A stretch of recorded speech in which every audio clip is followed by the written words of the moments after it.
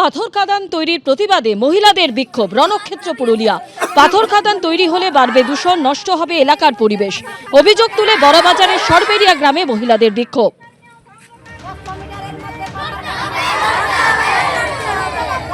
আজকে বড়বাজারে ওই সার্বেরিয়া যে পাথর খাদান আছে সেখানে কিছু কাজ ছিল।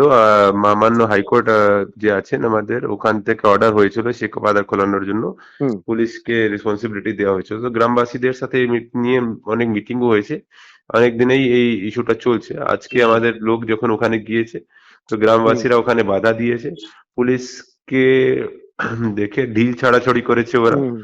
আর ওর মধ্যে কিছু মহিলারাও ছিল, অনেক মহিলা, কয়েকটা গাড়ি বাড়ি ভেঙে গেছে আমাদেরও, আর ওই যে পাথর কাদান আছে তাদেরও। তো আমরা একটু লাঠিচার্জ ওখানে আমাদেরকে করতে হয়েছে, পাবলিক ডিসপার্স হয়েছে। তো পরিস্থিতি কন্ট্রোলে আছে। আমরা এই ঘটনার ভিত্তিতে দুটো এফআইআর, একটা আমাদের তরফ থেকে এফআইআর হয়েছে আর যারা পাথর খদানের লোক আছে তাদের তরফ থেকে হয়েছে। আমরা ফার্দার অ্যাকশন নিচ্ছি। নাজিরাবাদে ভয়াবহ অগ্নিকাণ্ডের ঘটনায় আরো দুজনকে গ্রেফতার করা হয়েছে। আপনারা জানেন, ওয়াও মোমো গোডাউনের ম্যানেজার রাজা চক্রবর্তী গ্রেফতার হয়েছেন। ওয়াও মোমো গোডাউনের ডেপুটি ম্যানেজার মনোরঞ্জন শীটও গ্রেফতার হয়েছে।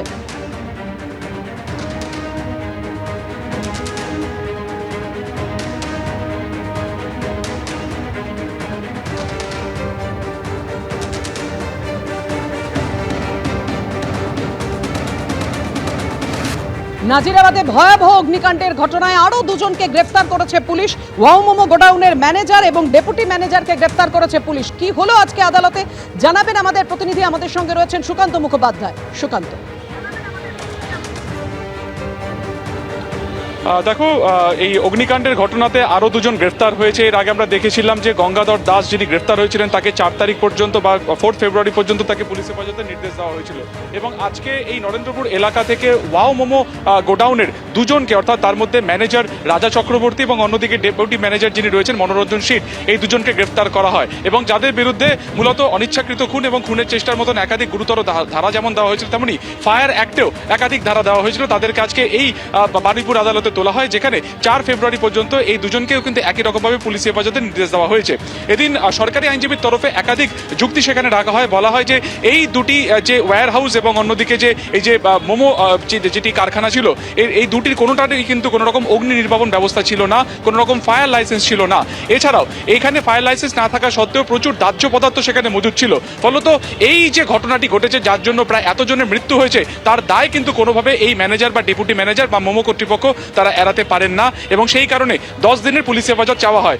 অন্যদিকে এই ওয়াও মোমো যে সংস্থা যারা কর্ণধার ছিলেন, এই ম্যানেজার এবং ডেপুটি ম্যানেজার, তার যারা আইনজীবী ছিলেন, তারা কিন্তু স্পষ্টত তারা শর্তের যারা জামিনের আবেদন করেন এবং তারা স্পষ্টত জানান যে এই গোটা ঘটনাতে কিন্তু পুরো আগুনের যে সূত্রপাত সেটা কিন্তু পাশের ডেকোরেটার্সের ফ্যাক্টরিতে প্রথম হয়েছিল। সেখান থেকে আগুন ছড়ায় কিন্তু এই মোমো ফ্যাক্টরিতে, ফলত তাদের সেক্ষেত্রে কোনো দোষ নেই এবং তারা সম্পূর্ণ রকমভাবে সহযোগিতা করতে চাইছেন। এবং গোটা ঘটনাতে অভিযোগকারী হিসেবে কিন্তু এই দুজনের নামই রয়েছে। তাহলে কেন তাদেরকেই গ্রেফতার করা হলো?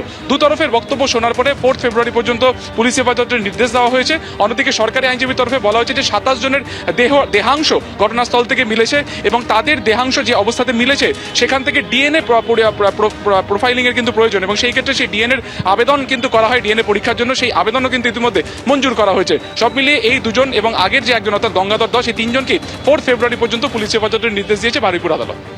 ধন্যবাদ তোমায় সুকান্ত।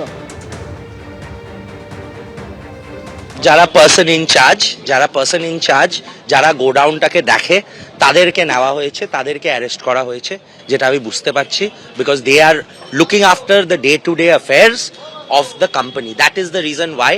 কিন্তু আমার মতে এখানে কোনো অফেন্স মেড আউটই নেই ওদের বিরুদ্ধেও বা কারোর বিরুদ্ধে, কোম্পানি হোক বা কোনো এমপ্লয়িজদের বিরুদ্ধে। আমরা অলরেডি কোর্টকে বলেছি কে 26 তারিখ যখন এই ঘটনাটা ঘটে তখন আমরা চিঠির মারফতে জানাই। আইন বলে যে যেটা first in point of time, তাদেরই ইনফরমেশনটা should be treated as first information report. আমি জানি না কেন সেইটা ট্রিট হয়নি এফআইআর নিয়ে। আর যেই দুজন এইটাকে ইন্টিমেট করেছিল পুলিশকে, তাদেরকেই ধরে নেওয়া হয়েছে। ফায়ার লাইসেন্স অবশ্যই ছিল, সব কমপ্লায়েন্সেসগুলো আমি দিলাম। বেল এখন দেননি কারণ এই পাবলিক আউটক্রাই হয়েছে, এতজন মারা গেছে। তো 4 তারিখ অবধি আমাদের পিসি দিয়েছে। মোমো সংস্থার কর্মচারীকে গ্রেফতার আইওয়াশ, শুধু আরজি করার মতো কেন মোমো সংস্থার মালিককে গ্রেফতার করা হচ্ছে না, আক্রমণ শানিয়েছেন রাজ্যের বিরোধী দলনেতা শুভেন্দু অধিকারী। এই যে আসল নাটের গুরু ও মোমো, এর মালিকের সঙ্গে মুখ্যমন্ত্রী বিদেশে সরকারি টিমে, দেখুন প্রমাণ, গোটা কলকাতা শহরতলিতে যত মোমোর সেন্টার, বিরিয়ানির সেন্টার, সব একে লাইসেন্স দিয়ে দিয়েছে। এর লাইসেন্স ছিল? উত্তর না। ফায়ার নির্বাপক ব্যবস্থা ছিল? উত্তর না। কি করছিলেন আনন্দপুরের ওসি? এর করার বাকি আছে। যার মাথায় পিসির হাত, তিনিই খাবেন জেলের ভাত। মোমোর মালিককে গ্রেফতার করতে হবে। দারোয়ানকে গ্রেফতার করছেন, কর্মচারীকে গ্রেফতার করছেন। আই ওয়াজ দেয়ার মতো, আরজি করের মতো আমরা মানি না। মমতা ব্যানার্জির সফর সঙ্গী বলে আমরা দাবি করি গ্রেফতার। মৃত্যুপুরী আনন্দপুর, মুখ্যমন্ত্রীকে নিশানা করেছেন অমিত মালব্য। সোশ্যাল মিডিয়ায় পোস্ট করেছেন তিনি। অগ্নিকাণ্ডে 27 জন নিহত, এখনো অনেকে নিখোঁজ, পরিবারগুলি শোকাহত। পরিবারের লোকেরা উত্তরের অপেক্ষায় রয়েছেন। মমতা বন্দ্যোপাধ্যায় এখনো নিখোঁজ বা মৃতদের পরিবারের সঙ্গে দেখা করতে যাননি, অথচ আইপ্যাকের কর্ণধারের বাড়িতে ইডি অভিযান চালালো। তখন মুখ্যমন্ত্রী সঙ্গে সঙ্গে তার বাসভবনে ছুটে গেলেন। কর্মই কথার চেয়ে বেশি শক্তিশালী। মুখ্যমন্ত্রী 2023 সালে মাদ্রিদে ওয়াও মোমোর সিইও সাগর দরিয়ানির সঙ্গে ছবি তুলতে দ্বিধা করেননি। অগ্নিকাণ্ডে যারা নিখোঁজ তাদের প্রতি সহানুভূতির অভাব দেখা যাচ্ছে। তৎপরতা কেবল রাজনৈতিকভাবে ঘনিষ্ঠদের জন্যই সংরক্ষিত। বাংলা দেখছে। আনন্দপুরে অগ্নিকাণ্ডের ঘটনায় মুখ্যমন্ত্রীকে এভাবেই আক্রমণ শানিয়েছেন অমিত মালব্য সোশ্যাল মিডিয়ায় পোস্ট করে।